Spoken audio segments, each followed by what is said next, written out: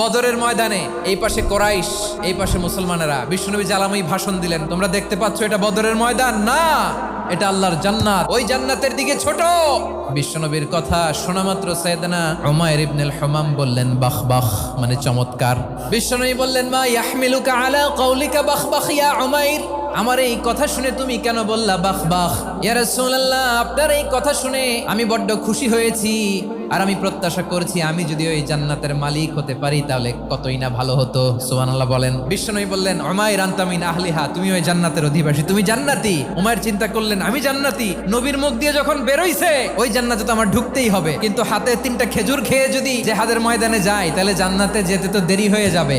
এই চিন্তা আসা মাত্রই খেজুর 3টাকে তিনি ছুঁড়ে মারলেন, তলোয়ার বের করে আল্লাহু আকবার বলে বদরের ময়দানে ঝাঁপিয়ে পড়লেন। আল্লাহর শত্রুদেরকে কচুকাটা করে এক পর্যায়ে শাহাদাতের সুধা পেয়ে নিজেও জান্নাতি হয়ে গেলেন। পড়েন সুবহানাল্লাহ।